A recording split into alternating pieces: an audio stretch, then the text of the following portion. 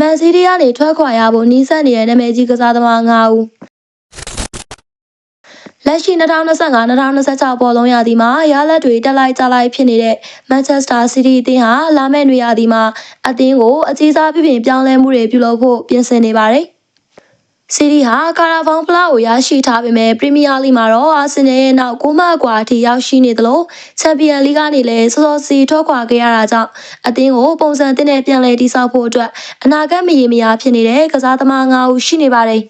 ။အဲ့ဒီကစားသမားတွေကတော့ကယ်ဗင်ဖီလစ်၊မန်နူရယ်အာဂန်ဂျီ၊နာသန်အကေ၊မာတီယိုကိုဗာစင်နဲ့ဂျက်ဂရီလစ်တို့ပဲဖြစ်ပါတယ်။ဒီကစားသမား9ဦးတွေကကယ်ဗင်ဖီလစ်ဟာစီးတီးကိုရောက်ကတည်းကပွဲထွက်ခွင့်ရဖို့ရုန်းကန်ခဲ့ရပြီးဒီရာသီမှာလည်းတပွဲတာကစားခွင့်ရခဲ့ကလက်ရှိမှာတော့ရှက်ဖီးယူနိုက်တက်ကိုအငှားသွားကစားနေရသူပါ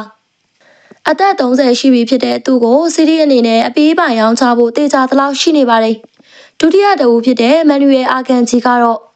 လက်ရှိမှာအင်တာမီလန်ကိုအငှားသွားကစားနေပြီးခြေစွမ်းပြနေရကြောင်းသူ့ရဲ့တန်ဖိုးတက်နေချိန်မှာပဲစီးတီးကအပြေးပိုင်ရောင်းချပြီးငွေဖော်သွားဖို့ရှိနေပါတယ်။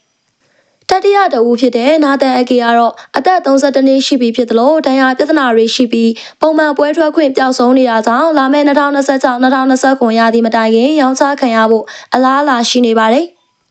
စရုပ်ထားမြောက်ကစားသမားဖြစ်တဲ့မာတီယိုကိုဗာစစ်ဟာဒီရာသီမှာဒဏ်ရာတွေကြောင့်နှစ်ပွဲသာကစားခွင့်ရခဲ့ပြီးသူ့ရဲ့နေရာမှာလူစားထိုးနိုင်မဲ့ကစားသမားအသစ်တွေရောက်ရှိနေတာကြောင့်အသက်32နှစ်အရွယ်မှာပဲအသင်းကနေလမ်းခွဲရတော့မှာဖြစ်ပါတယ်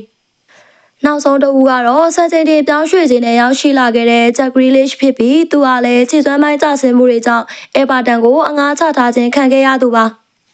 အခုဆိုရင်သူ့ရဲ့နေရာမှာတခြားကစားသမားတွေကအစားထိုးနေရာယူထားပြီးဖြစ်တာကြောင့်ဂျက်ဂရီလီရဲ့စီးတီးကစားသမားဘဝဟာလာမယ့်နွေရာသီမှာအဆုံးသတ်သွားဖို့ရှိနေပါတယ်